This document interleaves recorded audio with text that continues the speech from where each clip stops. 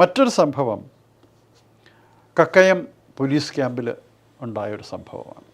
ഇവിടെ ഈശ്വര വാര്യർ സാറുമായിട്ട് നല്ല ബന്ധം ഉണ്ടായിരുന്നു എമർജൻസിക്ക് ശേഷം. രാജൻ്റെ അച്ഛൻ. അപ്പോൾ ഇദ്ദേഹത്തെ രാജനെ ഇങ്ങനെ അറസ്റ്റ് ചെയ്ത് കാണാനില്ല എന്ന് പറഞ്ഞപ്പോൾ അവിടെ കുന്നമംഗലം RECയിൽ ഞാൻ പോയിരുന്നു. വിദ്യാർത്ഥി പക്ഷത്തിൻ്റെ ഞാനവിടെ സ്ഥിരം പോകുന്ന ആളായിരുന്നു നേരത്തെ തന്നെ. അപ്പോൾ അത് നമ്മുടെ ചില പ്രവർത്തകരുണ്ട്. അപ്പോൾ അവരോട് പറഞ്ഞിട്ടുണ്ട് ഞാൻ വന്നാൽ എൻ്റെ അടുത്ത് വരാൻ പാടില്ല എന്ന് നേരത്തെ പറഞ്ഞിട്ടുണ്ടായിരുന്നു. ഇതറിയാത്ത ഒരാളെന്ന് പറഞ്ഞിട്ട് വീണ്ടും വന്നിട്ട് നക്സലൈറ്റിൻ്റെ മുറിയിൽ പോയി എന്നൊക്കെ പറഞ്ഞിട്ടുള്ളതൊക്കെ കിട്ടും. ഞാൻ രാജൻ താമസിച്ചിരുന്ന മുറിയിൽ പോയിരുന്നു. രാജൻ്റെ കൂട്ടുകാരൻ കൊല്ലത്തുള്ള ഒരു അദ്ദേഹത്തിൻ്റെ വിശ്വനാഥനാണ് എന്നാണ് എൻ്റെ ഓർമ്മ, എനിക്ക് അത് ക്ലിയർ അല്ല. അയാൾ എന്നെ കൊണ്ടുപോയി ഇതാണ് രാജൻ്റെ കിടക്ക, ഇതാണ് രാജൻ നക്സലൈറ്റോ അങ്ങനെയൊന്നും അല്ല. അയാളുടെ കയ്യിലൊരു മുറിവുണ്ടായിരുന്നു. കഴിഞ്ഞ ദിവസം പോലീസ് സ്റ്റേഷൻ ആക്രമിച്ച ഒരാളുടെ കയ്യിലൊരു മുറിവുണ്ടായിരുന്നു. അങ്ങനെ 4 രാജന്മാരെ അറസ്റ്റ് ചെയ്തു. അതിലൊരു രാജനാണ് ഇയാൾ. വളരെ ലീനും പിന്നെ ആരോഗ്യമില്ലാത്ത ആളായതുകൊണ്ടാണ് ഇവർ ഇങ്ങനെ ചെയ്തപ്പോൾ ഇയാൾ മരിച്ചു പോയത്. അതിൽ വേറൊരു രാജനെ മർദ്ദിച്ച് അയാൾ പുറത്ത് വന്നിട്ട് അയാൾ മരിച്ചു. ഭാര്യയും കൂടെ, ആദ്യം ഭാര്യയും ഇയാളും കൂടെയാണ് അത് മരിച്ചു. അങ്ങനെ 4 രാജന്മാർ അറസ്റ്റ് ചെയ്തവർ ഇതൊക്കെ ചെയ്തിട്ടുണ്ടായിരുന്നു.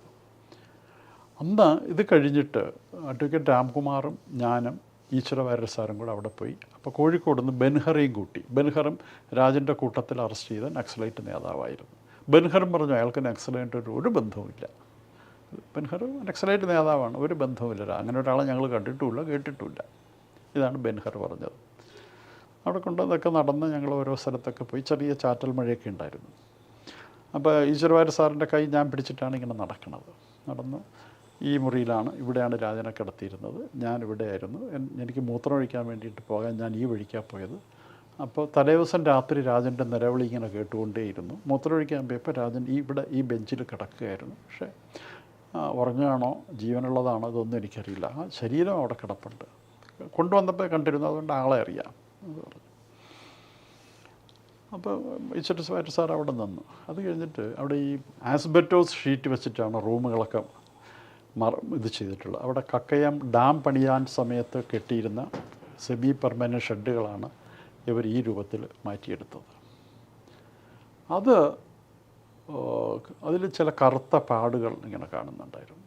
ഒരു ബെഞ്ചിൻ്റെ മുകളിൽ, ആ ഉയരത്തിൻ്റെ മുകളിൽ, ആ ബെഞ്ചിൻ്റെ താഴെ കാണുന്നില്ല. അപ്പോൾ ബെൻഹർ പറഞ്ഞു ഇത് രാജനെ അവർ തല്ലി തെറിച്ച ചോരപ്പാടുകളാണിത്.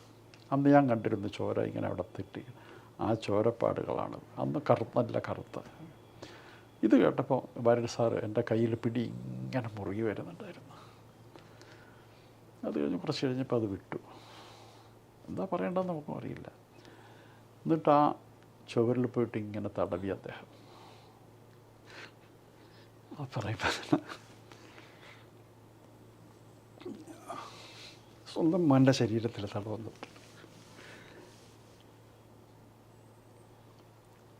അദ്ദേഹത്തെ ഞങ്ങൾ പുറത്ത് കൊണ്ടുവന്നു. പിന്നെ കുറേ സമയം മിണ്ടിയിട്ടില്ല അദ്ദേഹം. അപ്പോൾ രാംകുമാർ സാറും പിന്നെ ബെൻഹറും ഞങ്ങൾക്ക് ആർക്കും സംസാരിക്കാൻ കഴിഞ്ഞില്ല എന്നുള്ളതാണ്.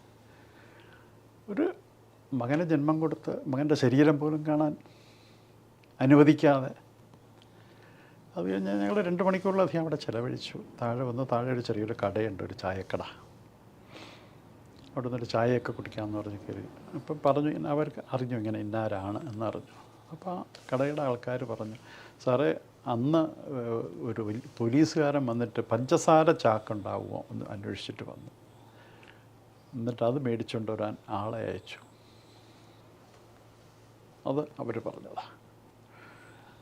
അപ്പോൾ അതിനെ കൂടുതൽ വിശദീകരിക്കാൻ ഇയാൾ നിന്നപ്പം ഞാൻ അയാളോട് പറഞ്ഞു വേണ്ട, കൂടുതൽ പറയണ്ട, അദ്ദേഹത്തിന് കൂടുതൽ വിഷമമാക്കണ്ട.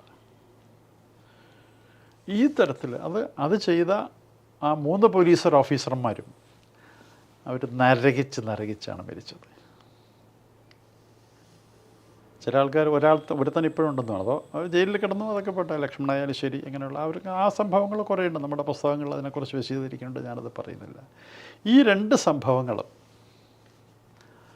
ഒരിക്കലും ഒരു ജീവിതത്തിന് മറക്കാൻ അദ്ദേഹത്തിൻ്റെ ആ പിടി. പിന്നെ ഞങ്ങൾ പുറത്തേക്ക് വന്നപ്പോൾ ഇങ്ങനെ കണ്ണിക്കൂടെ കണ്ണീരിങ്ങനെ വരുന്നുണ്ടായിരുന്നു. കണ്ണീരല്ല ചോരയാത്.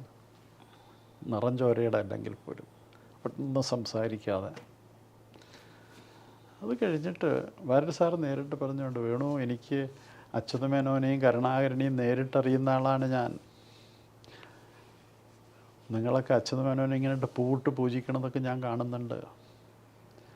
ഞാൻ ചെന്ന് ഈ കത്തൊക്കെ കൊടുത്തപ്പോൾ ഒരു പ്രാവശ്യം അയാൾ ആ വാക്ക് തന്നെ പോയി. അയാൾ എന്നോട്, പിന്നെ ഞാൻ എന്താ തൻ്റെ മോനെ നോക്കി ഞാൻ നടക്കണോ, ഇറങ്ങി നടക്കണോ, അതാണോ താൻ ഉദ്ദേശിക്കണത്?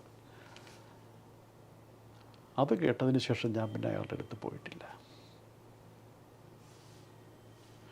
അപ്പോൾ അച്യുതമേനോൻ്റെ മറ്റൊരു മുഖമാണ് ഇദ്ദേഹം നമുക്ക് തുറന്ന് കാണിച്ചു തന്നത്. അദ്ദേഹത്തിൻ്റെ ഇത് എന്നോട് ഇത് ആരെങ്കിലും പറഞ്ഞു കേട്ട അറിവല്ല, എന്നോട് പറഞ്ഞതിനെക്കുറിച്ച് ഞാൻ പറഞ്ഞത്. ഈ തരത്തിലുള്ള സംഭവങ്ങൾ കുറച്ചൊന്നുമല്ല ഉണ്ടായിട്ടുള്ളത്.